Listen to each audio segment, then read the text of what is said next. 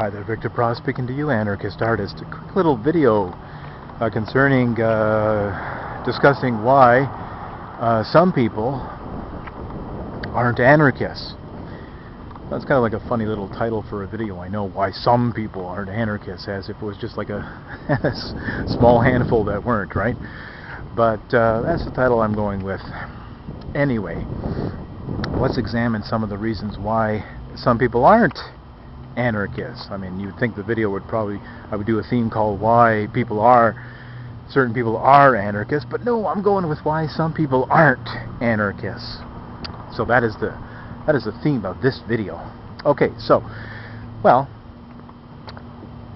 there's a few reasons. One reason could be that some people bought into the whole state propaganda from the ruling elite that is for generations and generations have stupefied through public compulsory indoctrination. The culture at large, the media at large, have demonized the word anarchy from its legitimate definition, the etymology of the word, and what it can stand for and what it does stand for in the strict philosophical canyons of definitions, and not any kind of pop culture vernacular or the colloquial meaning that people have ascribed to the word, such as random chaos and destruction and disorder, which is the caricature and really just misleading, and you've been misled to think of it in that terms is not an accident. So for people who understand the word anarchism to represent destruction, mayhem, disorder, chaos, bloodshed, trash cans through the window, for people who would shy away from the word, because a lot of people have trouble with that word. When they hear it, it's like, ooh, it sounds so radical and ooh, ideological and scary, and that's like the first emotional vibrations that a lot of people get when they hear the word. Christopher Green, for example, just can't get his head over the hurdle of this word. He pounces on it like a monkey on a snare drum. The state of the world is turning into chaos. Greece, falling dollar. Greece, anarchy. He's a smart guy, but Chris, get over yourself. How many fucking times do I have to tell you, and anybody else listening too, that the word anarchism is not a synonym for chaos, okay?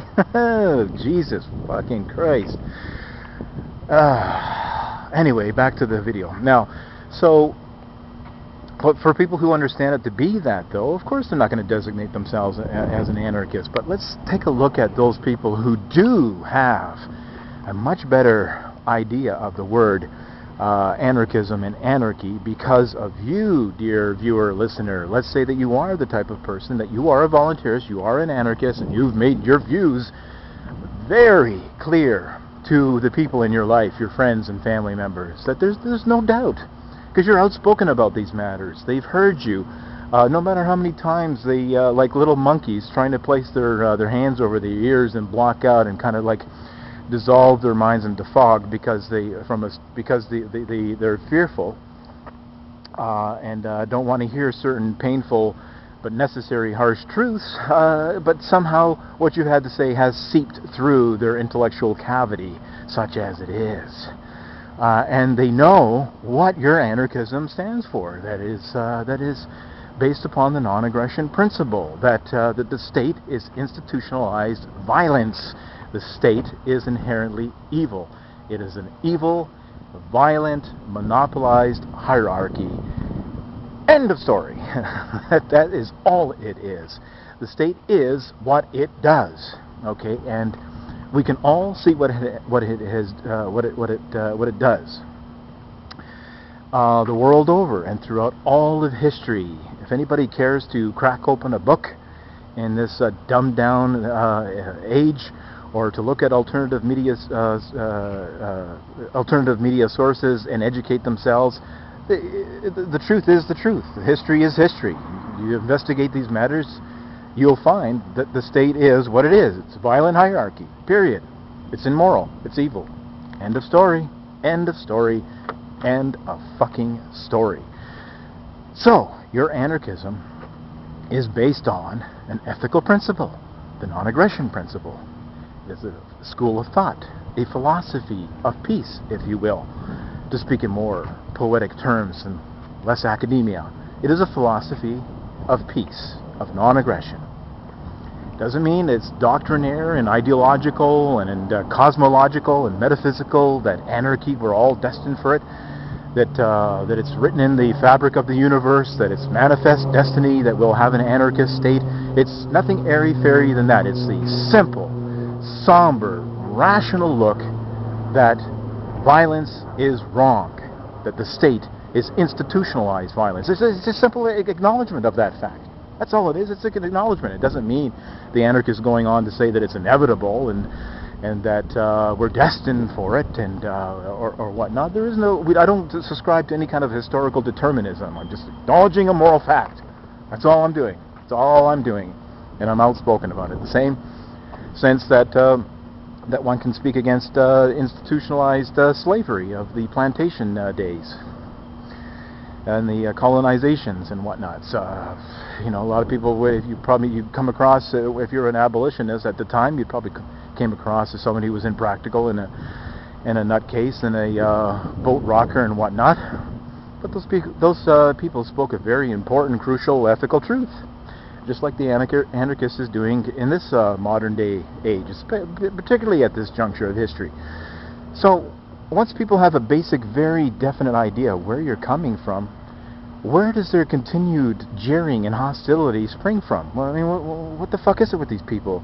Once you've made yourself clear on these issues, that they continue to get all roused up and pissed off at you. Well, my friends, I'll tell you. I will tell you what their hostility is based upon. We all know, anybody in our circle of people, whether it be your family or friends, there is the phenomena of the dependent class. The dependent class could very well be the welfare recipient, or some some crony capitalist asshole that does work for a state-mandated corporation, or it could be a public school teacher, or it could be a lobbyist, or one of these professional lobbyist assholes. If it's not you directly, or if it's not, it could be your brother, it could be your mother, your sister, or your friend of your sister, or your friend of your friend's sister, or cousin, or there's somebody in your fucking circle who is receiving the blood money. And when they hear your criticisms, of course they're picking up the emotional vibrations of moral implication. Of course they're picking up subconsciously or fully consciously, picking up the moral implications of the harsh truths that you're bringing to their attention. Of course they are, for fuck's sakes. And that is the source of their antipathy, the source of their anger, the source of their discomfort. And they may very well be a beneficiary themselves. And that's why they're getting pissed off. Because it's not any kind of, once again, it has nothing to do with a moral indignation. I can't believe what I'm hearing. You're an anarchist. What about the poor? Oh, what about the roads? No, it's because you're pointing out to them the source of their involvement in the violent hierarchy that is the state. Okay, it leaves a very definite moral implication of where they stand and their station in life, and the people that are around them.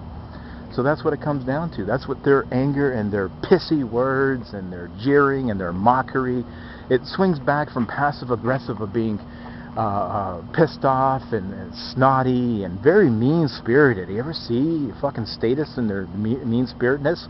And then it can switch over to like a laughing, mocking, jeering, oh, you're an ideologue, you're a utopian, yeah, and then it switches back to anger again. It's just like this violent pendulum, emotional seesaw, fucking passive-aggressive, laughing, mocking, and then anger, white rage too, and gets very ugly with these fucking people. Yeah, and the reason why that is the case is because deep down, if not consciously, but at least deep down, they know the blood, of which they're swimming. Once again, to speak in less academic terms and more poetically and